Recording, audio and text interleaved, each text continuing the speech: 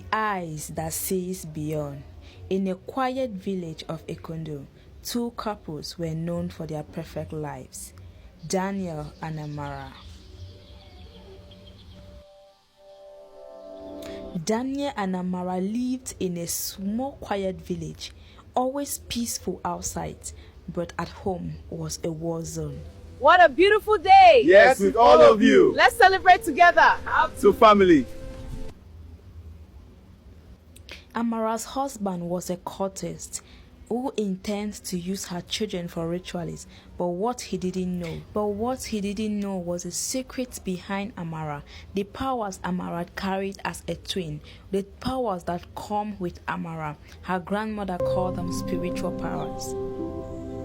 Years later, Amara continued to live with her husband in the same hut simply because she doesn't want to abandon her children with her husband in order to leave the home because it's not comfortable. Amara's husband and friend were respected businessmen, calm, generous, and admired, but no one suspected the darkness hidden beneath their smiles. They were always smiling. Ready to make our move? Absolutely, let's do this. Good, together we're unstoppable. But one thing they didn't know about Amara was Amara carried a secret too. She was a twin. Her sister Alina had died at birth, so everyone believed since childhood. Amara began seeing things others could not see, shadows moving without bodies, whispers carried by the wind, and eyes watching from places where no one stood. Her grandmother called them spiritual eyes. After Jaden and Janelle turned 7, the visions grew more stronger and stronger each day.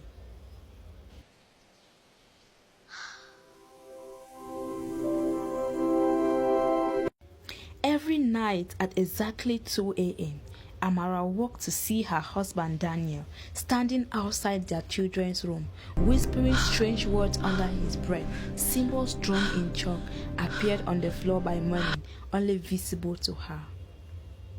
Amara saw her husband Daniel standing beside the children's room, whispering strange words. Symbols drawn on chalk appeared on the floor by morning, only visible to Amara alone. Spirits of the ancient veil, invoked there by the circle's power, manifest. One night, Amara secretly followed her husband deep into the forest, burned in a circle.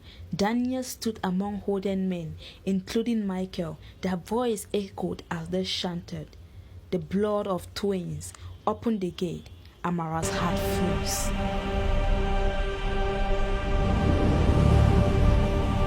Amara was covered with fear. She ran home before dawn, trembling that night.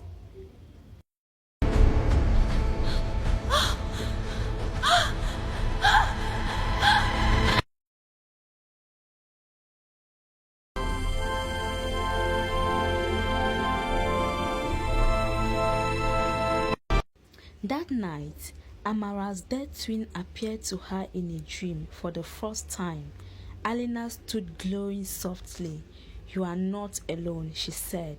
Her side was given to protect, not fear.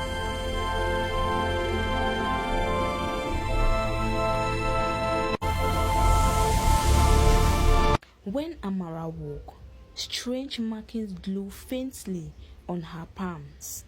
So the next evening, Daniel announced calmly, "Tomorrow we travel with the children." Amara stood and smiled calmly, but deep within her, she knew what her husband was up to. And this time around, she said there is no way her husband will capture her children. Amara stood so confidently, speaking to herself, "Not this time around, not when the gods are with me." And before midnight, Amara gathered her children and drew a circle around, using soil and oil her grandmother once gave her. As chanting began outside the house, shadows crawled along the walls.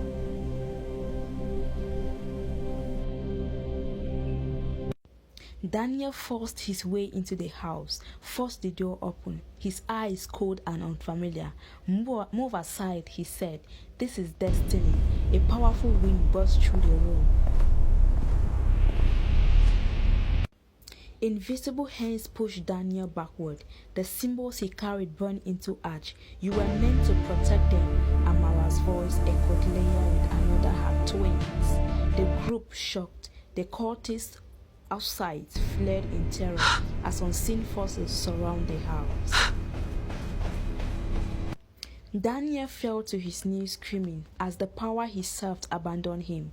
Michael disappeared from the village. Daniel never spoke again, his memory shattered by forces he could not explain. Amara stood at the doorway, her children safe beside her.